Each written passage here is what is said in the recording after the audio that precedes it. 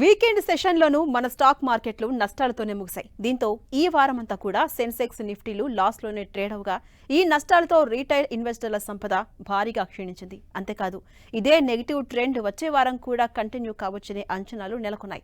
ఇంతకీ ఈ నష్టాలకు అసలు కారణం ఏంటి? Let's watch.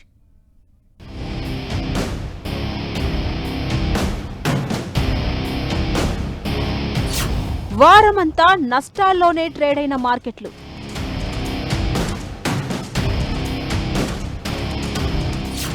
నిఫ్టీకి వారం మొత్తం మీద 471 పాయింట్ల నష్టం.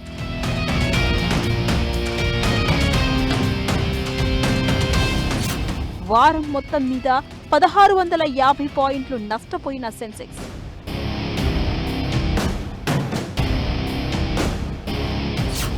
సెంటిమెంట్ ని ఆటాడుకున్న ట్రంప్ క్రూడ్ రేట్.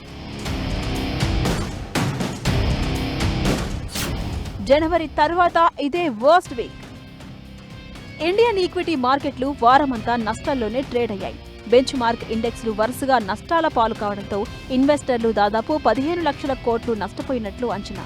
మొత్తంగా వారం ముగిసేసరికి సెన్సెక్స్ 76,000 పాయింట్లకు కాస్త ఎగువన అంటే 76,060 పాయింట్ల దగ్గర నిలిచింది. నిఫ్టీ 26,767 పాయింట్ల దగ్గర నిలిచింది. దీంతో గడిచిన 5 సెషన్ల ట్రేడ్ ఈ ఏడాది జనవరి తర్వాత ఇదే అత్యధిక నష్టాల పాలైన వారంగా రికార్డులకెక్కింది.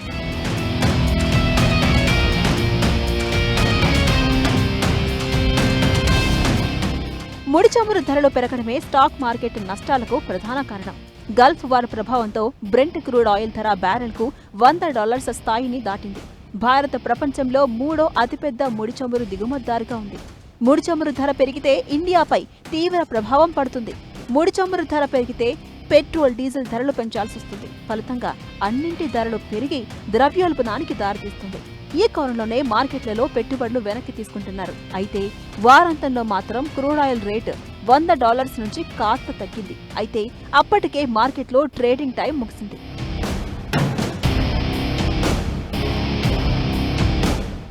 ఇక ట్రేడ్ చివరి 2 సెషన్లు అమెరికా అధ్యక్షుడు ట్రంప్ తీసుకున్న నిర్ణయాల ప్రభావం కనిపించింది. అమెరికా ప్రభుత్వం గత 2 వారాల్లో బ్రెజిల్పై 25%, కెనడాపై 50%, జనరిక్ మందులపై 200% వరకు సుంకాలను ప్రకటించింది. గురువారం నాడు ఏకంగా 60 వాణిజ్య భాగస్వామ్య దేశాలపై 10% నుంచి 12.5% వరకు సుంకాలను విధించింది.